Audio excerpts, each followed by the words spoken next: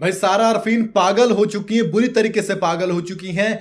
ईशा को थप्पड़ मार दिया यार उन्होंने, और क्या नाम है, उसके बाद विवियन के ऊपर चीजें फेंकी हैं। लोग बुरी तरीके से सारा अरफीन पर भड़के हुए, इतना गुस्सा बिग बॉस को देखते हुए, इतनी इरिटेशन हो रही थी मुझे उस औरत को उस घर में देखते हुए कि बस।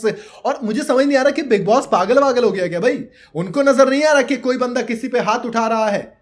इधर सुनने में आया कि अब अरफीन खान घर से बाहर हो गए, जबकि गलती सारा की, हाथ सारा ने उठाया। और बिग बॉस कह रहे हैं देखो पहला नियम है कि भैया माइक पहनना जरूरी है। अबे अगले मार पे मार जा रही हो, तुम कह रहे हो माइक पे अटके पड़े हो कि माइक पहनना जरूरी है।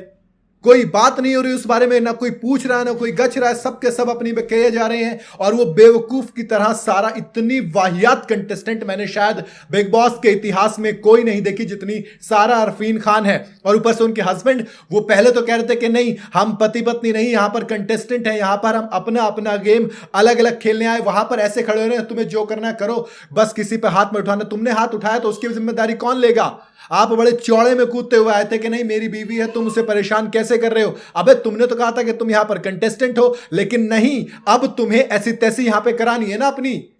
पहली बार मुझे घर में एक चीज अच्छी लगी कि पूरा घर एक साथ नजर आया, पूरे का पूरा घर। और बिग बॉस यार क्या फालतूगिरी है यार ये।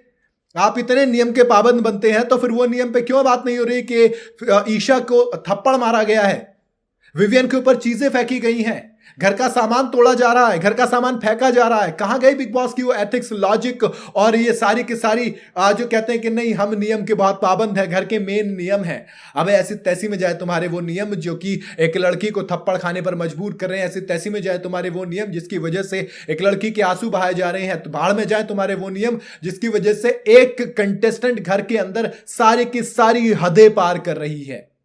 भाई साहब सच में, आप जब सोशल मीडिया पर जाएंगे सारा अरफीन को लोग पेट भर के गाली दे रहे हैं, काम उनका गाली खाने का ही है।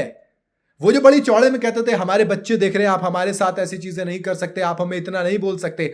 अब उनके बच्चे नहीं देख रहे हो कैसे इनकी मां पागल हो गई है, बिल्कुल कुछ भी बोले जा रही है यार। उस लड़की में, उस औरत में इतनी तमीज नहीं बची है कि सामने वाली के भी घर वाले हैं जो उसका शो देख रहे होंगे, आप उसके साथ जो जो कर रहे हैं वो कितना सही है, कितना सही है वो चीज।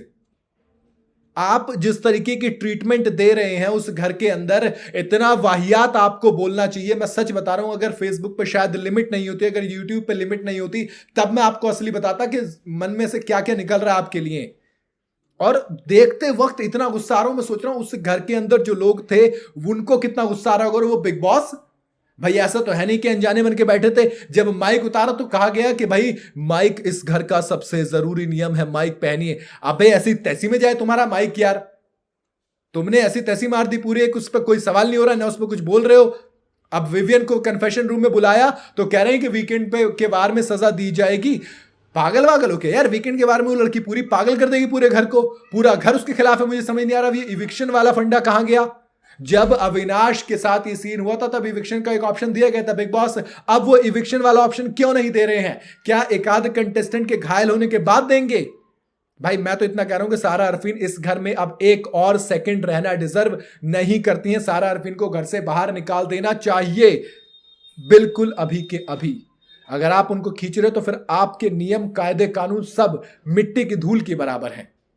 मेरी राय है, आपकी अपनी राय क्या मुझे कमेंट बता सकते हैं। अगर आपको मेरी राय सही लग रही है तो इस वीडियो को लाइक और शेयर कर देना और चैनल को फॉलो करना बिल्कुल ना भूलें।